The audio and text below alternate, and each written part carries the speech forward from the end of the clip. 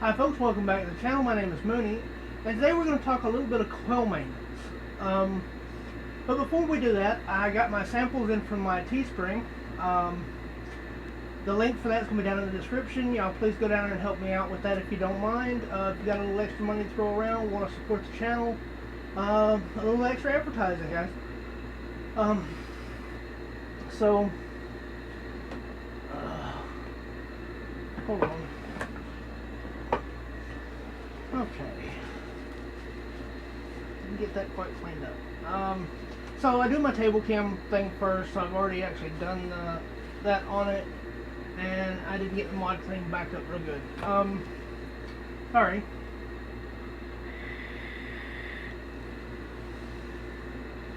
But yeah, so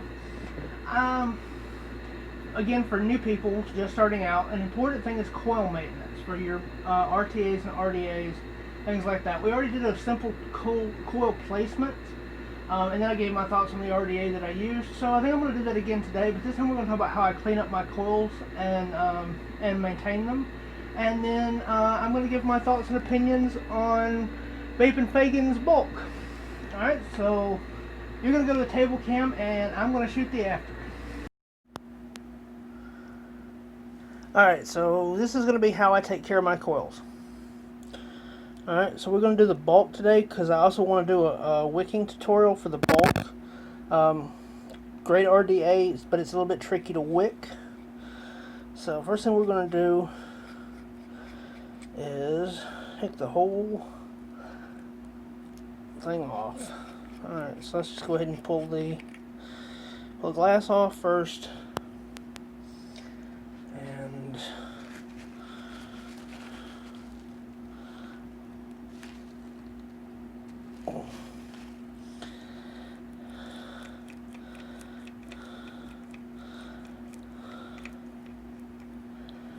alright, so that comes off. We're going to clean up the mod, get all the juice off of it, and then clean the bottom of the RTA, get all of the juice off of it.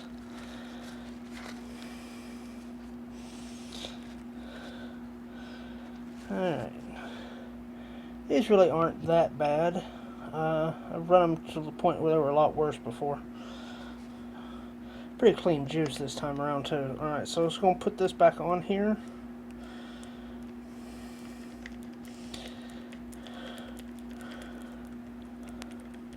Not going to worry about turning off the mod at this point. Alright, so now it's twisted on just a little bit past hand tight. Let's zoom in just a little bit. So we're going to take it and we're going to lift up the old cotton. Take the scissors, cut it out. Come around, lift up the other side and gently pull out the remains. Throw that away.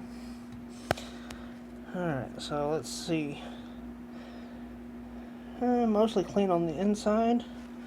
So now I'm going to take my wire pin and clean off any of the gunking that gets on there that's loose and just sitting on it. Take it and brush it away.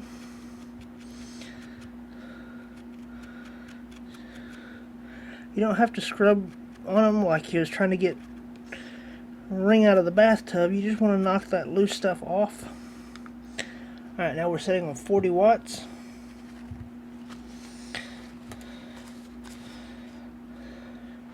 We're just going to give them a little bit of a pulse just to burn off all the juice.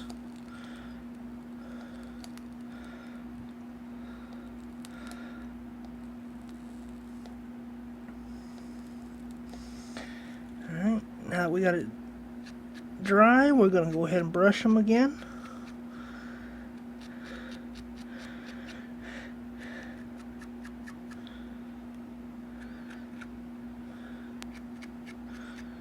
Alright.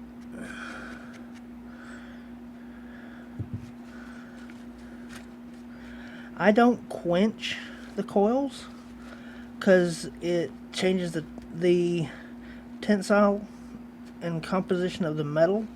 All I do is light pulses and brushes. Give it a wipe. Look underneath to check our clearances, make sure we haven't deformed the coils. Down the center.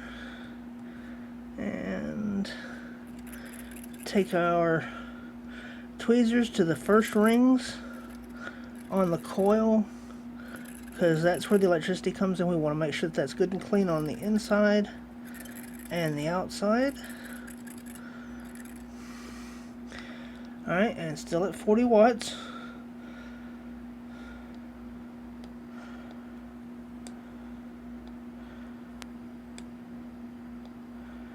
And heat them up again and make sure that they are heating evenly and from the inside out, and they are.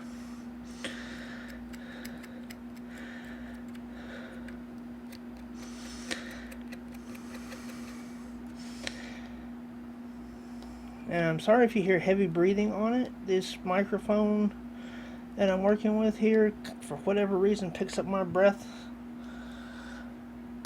Makes me sound like Darth Vader. But working with what I got, so. Alright.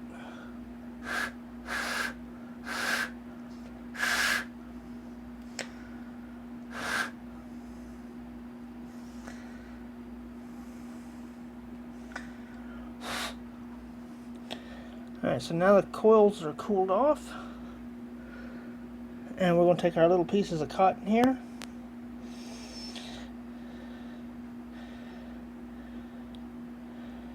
And hold them through. Just like you pretty much would any other RDA at this point, or RTA at this point. Anything else that you would be wicking up.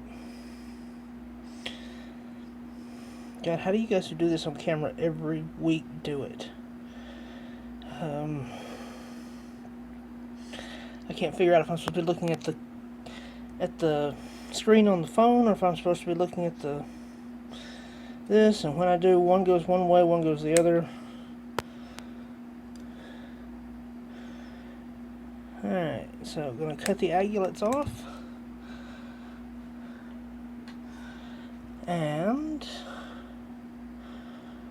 give it a bit of a pull through there. Get them about even. Alright, and then we're going to take it and we're going to put it down here like this. And put it into that little gap. Then we're going to come underneath into it, and we're going to come up at an up angle. That leaves the top of it just a hair shorter than the bottom. The same on the other side.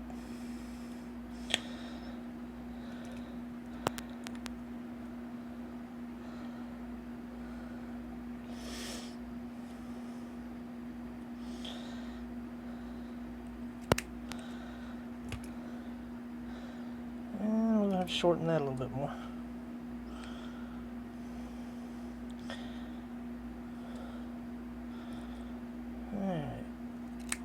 Across there like that. Alright. So here's my little trick for doing the bulk. Since there's just a cutout here, there's not a, the threads don't go all the way around where it has a little gap for you to tuck it in. We are going to take our juice. We are going to we're going to lay it upside down. And we are going to wet right here up against the underside of the coils. And wet your cotton this way. Turn it around and do the same on this side.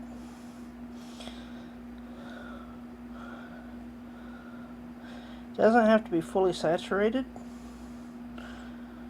You just want it to be good and wet on the bottom, so that when you push it into this little groove, it sticks. So just going to take it and push it in and see how it just sort of sticks in there. And I think it was off camera, but you can see now how it sticks in there, like that. And we are going to come back in here and trim just a hair more off. When wicking this, you want just a little bit of it down below the ring, just barely below the threads. And there's a stray.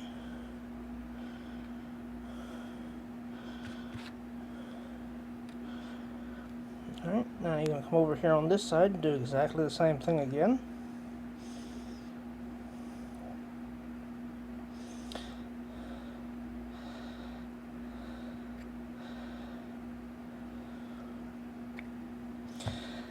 And then we're going to come right here on that little ledge and trim it.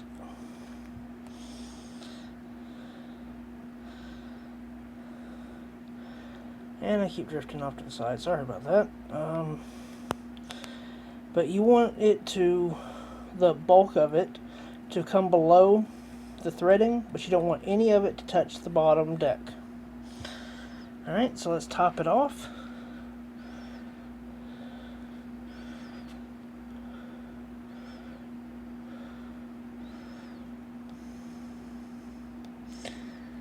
Bring it, heat it up just a little bit to draw it in.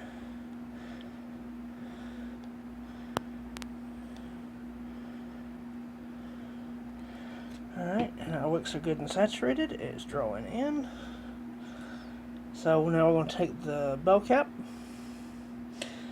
and we're going to take our paper towel here, clean the inside of that out.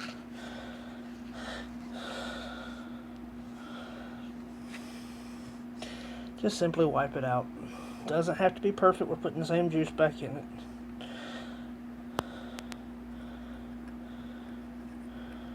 Alright, and now because of that gap in the threading, you have to run it backwards until you feel it fall. And once you do, it just twists right in. Alright. So, and we'll fill up this tank and we'll go back up to the other cam and yeah, we'll give my thoughts on it.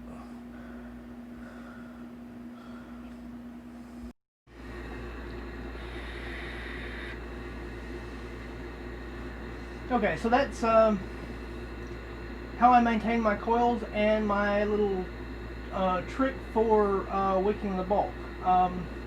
Been using this thing for now about 6 months or so, maybe even longer than that. And it's probably my, well, don't have a lot of RDAs. Still on a budget, so I don't have a lot. But I do love this one. This really vapes good. Love the capacity on it. Love the flavor that I get off of it. The airflow on it's good. Depending on where the coils are, of course. If you want a little bit more restriction, or if you're using it and getting too much restriction, your coils may be too close to the airflow. Excuse me. Just kind of have to raise them up a little bit. I use 3mm coils in it. 2.5s work fine. I just buy all the same coils, so all I have is 3mm coils. If you guys are hearing a buzzing, that's the air conditioner. It's July in Alabama. It's freaking hot. Sorry. Yeah, I do highly recommend this one. It's a good one. If you can pick them up relatively inexpensively.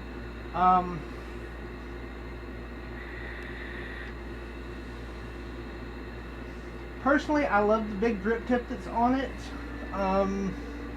It is a big bore drip tip, and of course you can't see down it, but it's a big bore drip tip. Not all the drip tips that I've tried to use on it stay in real tight once it gets a little juice on it, but the ones that come with it do. The taller drip tip on it, that came with it. Dekidia actually has both of them. We actually have one each. She uses both of those, and I use both of the big ones. I use one on my Bulk and one on my Brunhilde. Man, does that thing chuck. That'd be a good one to review, wouldn't it? Yeah.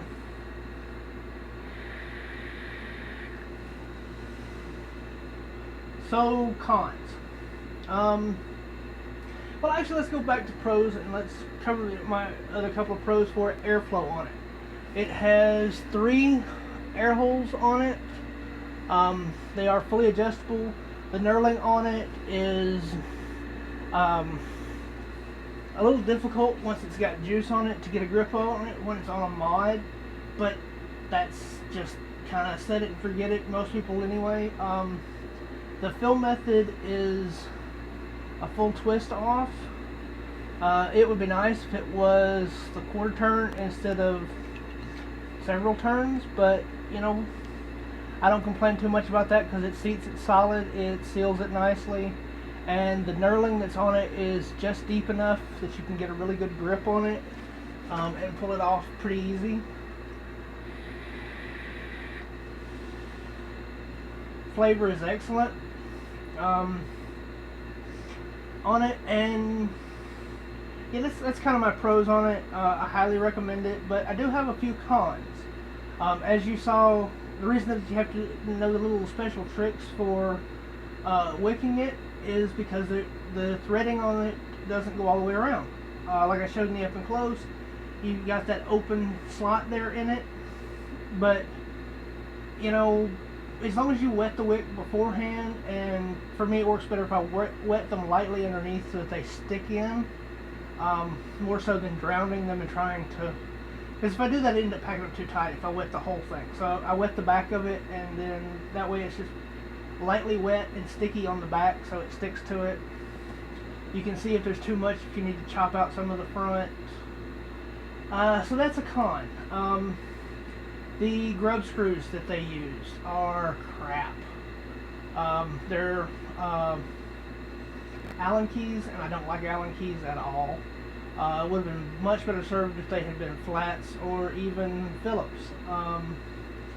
They just work better.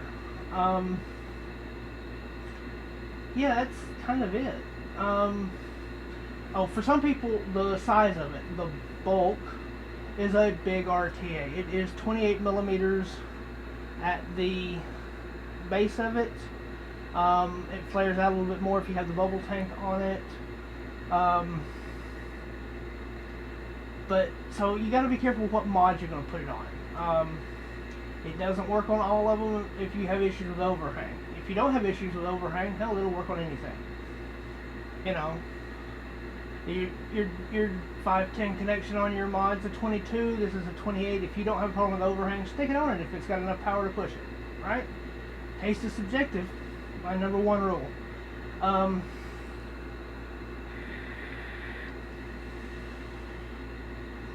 This was a little bit better than the last one, I guess. Anyway, so yeah, for me, I would give it a solid A. On a scale of A to F, the old school scale, I would say that it is definitely an A RTA. I love it. I use it almost every day. This is what I use when I go out of the house. The Sigeli Shakira mod is got a big enough Shikra mod, whatever. Has got a big enough top on it that it fits perfectly flush with it. You got a little bit of space on the front. It's dead on the back, but it fits great. I love it.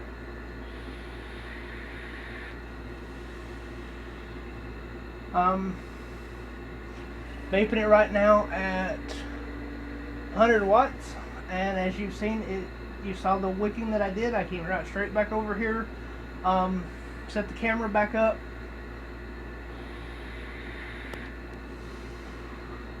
$100 this whole time and not a single dry hit.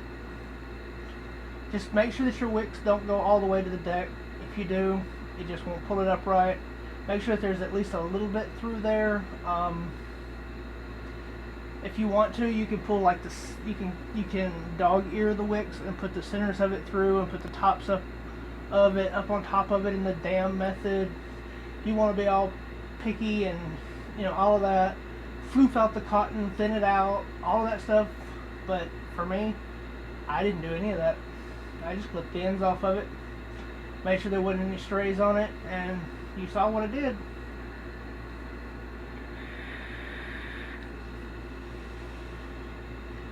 So folks, that's it for me today. Excuse me. That's it for me today. Visit my Teespring. Check me out on all my social media. There is links for CASA and everything else, all my usual stuff down in the description below.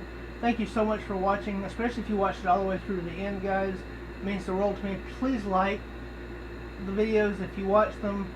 Share, subscribe, comment. Hey, constructive criticism, hit me up. I can't get any worse, right? I mean, well, I could. I'm actually, for somebody who's only been doing this as long as I have, I don't think I'm all that bad.